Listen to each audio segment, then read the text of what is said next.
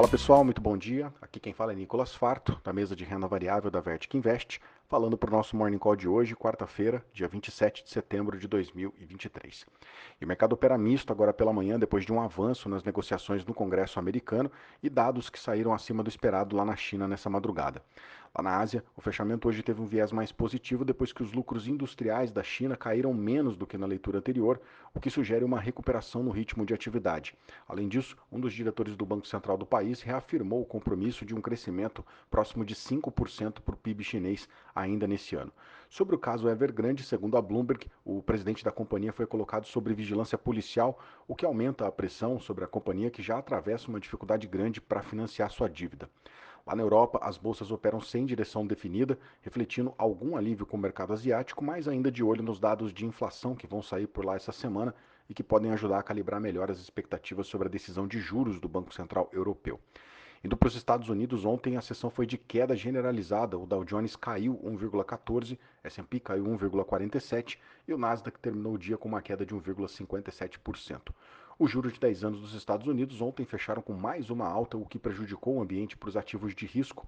A discussão sobre o orçamento do governo tem sido o principal vetor de risco para essa semana, dado que se o Congresso não chegar a algum consenso, isso pode gerar uma paralisação na administração pública, o que poderia gerar uma queda na nota de crédito americana. Na noite de ontem, o Senado chegou a um acordo para resolver temporariamente essa situação americana, mas a Câmara ainda precisa discutir, o que ainda, claro, deixa em aberto essa questão.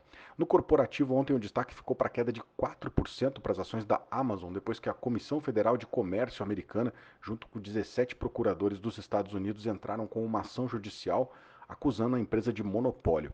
Na parte de indicadores, ontem as vendas de casas novas caíram quase 9% na comparação mensal e o índice de confiança do consumidor caiu de 108 para 103 pontos, ambos aí contribuindo para um ambiente de aversão a risco na sessão de ontem.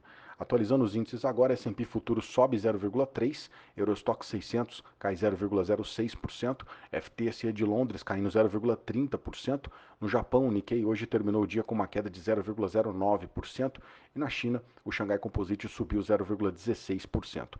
O índice de mercados emergentes está caindo 1,4%, o DXY, o dólar index, subindo um pouco, alta de 0,06%, os juros de 10 anos dos Estados Unidos aliviando com uma queda de 1,3%, cotado a 4,5% no anualizado.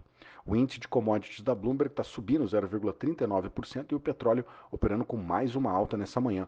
O WTI está subindo 1,60%, cotado a 91 dólares e 89 centavos o barril, enquanto o Brent está subindo 1,10 e está cotado a 93 dólares e 44 centavos o barril.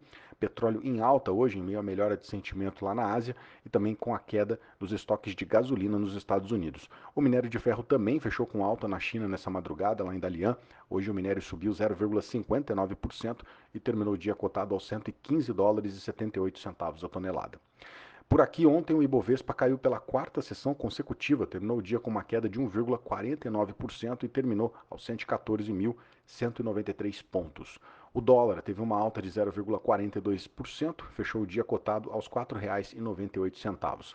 A curva de juros por aqui teve uma alta em quase todos os vencimentos, refletindo a ata do Copom que foi publicada ontem e reforçou o recado de que o ritmo de quedas para a taxa Selic deve ficar mesmo em 0,5% para as próximas reuniões. O IPCA 15, que saiu ontem, veio um pouco abaixo do esperado, veio com uma alta de 0,35% no mês de setembro, mas ainda assim foi uma aceleração na comparação com agosto, o que pode dificultar o trabalho do Banco Central nesse ciclo de cortes para a taxa Selic.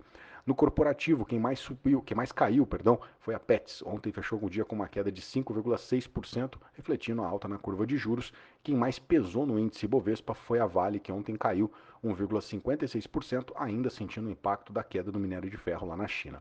A Petrobras também pesou no índice, ontem terminou o dia com uma queda de 2,3%, mesmo com o petróleo fechando em alta na sessão de ontem.